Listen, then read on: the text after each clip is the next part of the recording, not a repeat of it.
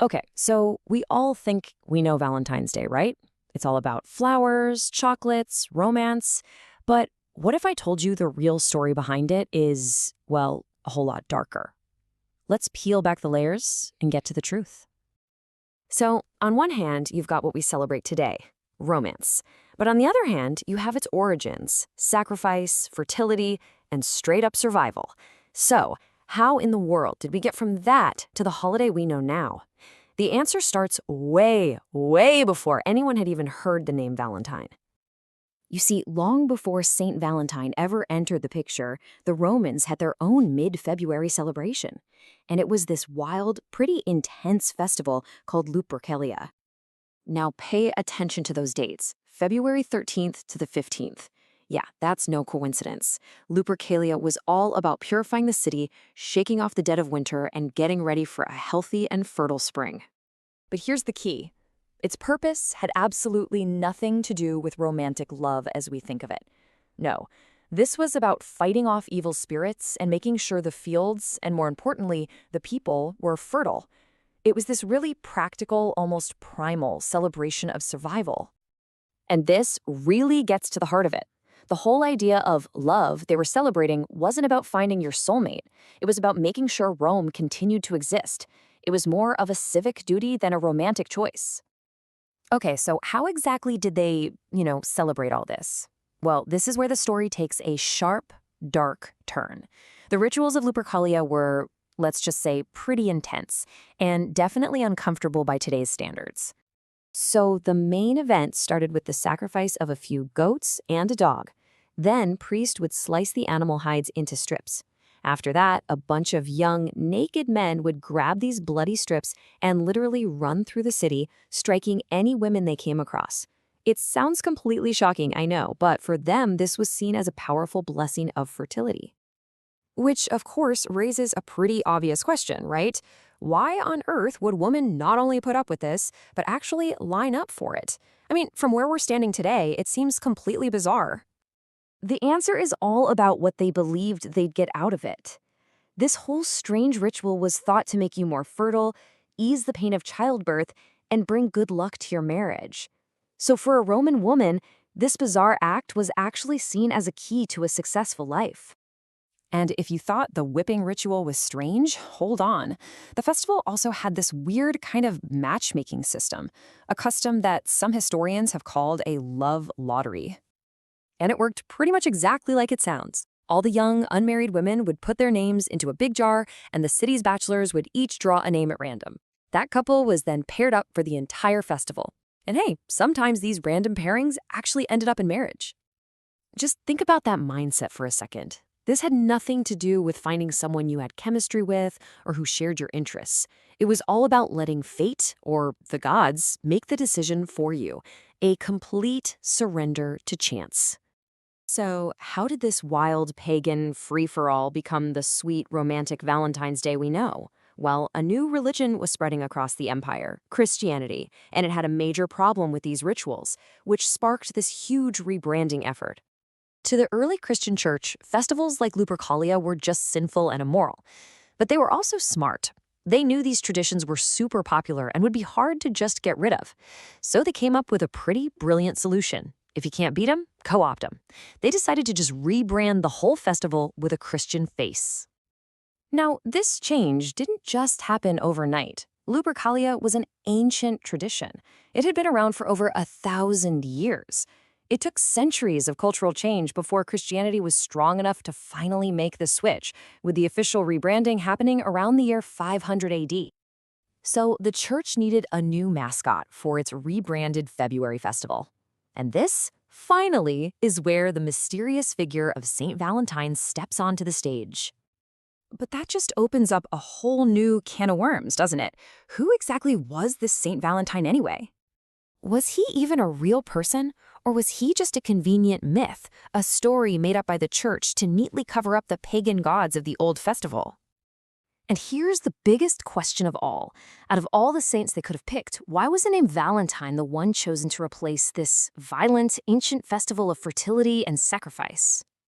Well, the story of the man himself and why he was chosen, That tale might be even darker than whipping rituals and love lotteries. And it really makes you wonder what other secrets are hiding just beneath the surface of the holidays we think we know. We all know the legend, right? The story goes that Emperor Claudius II banned marriage for young men because he thought single guys made better soldiers. But this one heroic priest, Valentine, he defies the emperor. He starts performing secret weddings because he believes love is more important than anything. I mean, it's a fantastic story of rebellion and romance. But what if that's all it is, just a really good story? What if the actual history of Valentine's Day has way less to do with love letters and secret weddings and a whole lot more to do with politics, religion, and yeah, eventually big business? Well, that's what we're going to do. We're going to peel back all those layers and get to the real story. So our first stop on this journey takes us way back to the Roman Empire. Because, as it turns out, the historical Valentine wasn't a matchmaker, he was a martyr. Now this is where it gets really interesting. There wasn't just one Saint Valentine. Historians have found records of at least 2, maybe even 3 different guys named Valentine. And they all have a few key things in common. They were all Christians living back in the 3rd century, and, well, they were all executed by the Roman Empire for their faith. Over the centuries, their separate, pretty tragic stories all just kind of melted together into this one single legend. And this is really the heart of the disconnect. The legend gives us secret weddings, a miraculous healing, and that iconic sign-off, from your Valentine. But the historical reality? It's much, much darker. These men were put to death because their religion was illegal. Their deaths were political statements, not romantic gestures. There is literally no solid evidence from that time that connects any of them to romance or marriage. Okay, so if the man himself wasn't about romance, then where did the date, February 14th, even come from? Well, the answer lies in a really clever rebranding campaign by the early church, which was designed to basically write over a pretty wild pagan festival. So, in the late 5th century, a lot of Romans were still celebrating this chaotic, very physical fertility festival called Lupercalia, right around the middle of February. The church couldn't just get rid of it, so they did the next best thing. They co-opted it. Pope Gelasius I just declared February 14th a feast day for Saint Valentine, basically plopping a Christian martyr right on top of a pagan party. And it was a really methodical process. You can almost see the checklist. Step 1, find a popular pagan thing you can't stamp out. Step 2, slap a Christian holiday right on the same date. Step 3, slowly start getting rid of all the old rituals. And step 4, the most important one, totally reshape the holiday's meaning to fit your new worldview. And this was the key move right here. The raw, physical themes of Lupercalia were just erased and replaced. Love got redefined. It wasn't about literal fertility anymore. It was about something spiritual, symbolic, tied to the sacrifice of a saint. It was a complete thematic takeover. Now, for hundreds and hundreds of years, Valentine's Day was just a quiet religious thing. So how in the world did we get from a solemn feast day back to romance? Well, for that, we have to jump forward in time to the Middle Ages, where poets, not priests, became the holiday's new storytellers. This is it. This is the moment romance finally enters the picture. Writers like the famous Geoffrey Chaucer started linking St. Valentine's Day to love. And why? It's kind of funny. It's because of this poetic idea that mid-February was when birds started pairing up for mating season. That's it. A simple observation of nature completely changed where this holiday was headed. You can see the evolution so clearly on this timeline. It starts as a religious day, then it gets a romantic makeover from poets in the Middle Ages. But the big change comes in the 1840s, when technology and commerce jump in. Suddenly you can mass-produce Valentine's cards, and that makes sending them affordable and easy for everyone, which basically set the stage for the commercial giant we know today. And that brings us to the modern era, where the meaning of Valentine's Day got rewritten all over again. But this time, it was by marketers who figured out something huge: how to turn our feelings into profit. This one idea changed everything. The realization that you could standardize and sell an emotion. You could take this abstract concept of love and convince people they could prove it by buying a tangible thing. The message became, the more you spend, the more you must love someone. It's an incredibly powerful and profitable idea. And that one idea gave birth to this, the modern Valentine's Day checklist. You know it well: flowers, chocolates, jewelry. These things aren't some ancient tradition, they're commercial products that have been successfully marketed as essential proof of your affection. basically standardizing how we're all supposed to show we care. So what's the result of all this? Well, for a lot of people, the holiday is now just a major source of pressure. There's emotional pressure to be in a relationship and participate, there's financial stress to buy the right gifts, and it pushes these picture-perfect, often totally unrealistic ideas of what romance is supposed to look like. And maybe the most powerful invention of all was this subtle, nagging idea that your worth and whether or not you're loved can actually be measured by what you get on this one single day. This was never, ever part of the original tradition. It was created purely to get us to buy more stuff.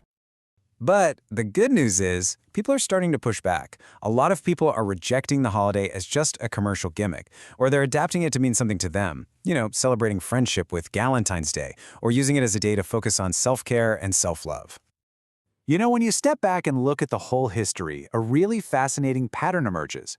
This holiday has always been about some form of control. Back in the pagan era, it was about bodies and fertility.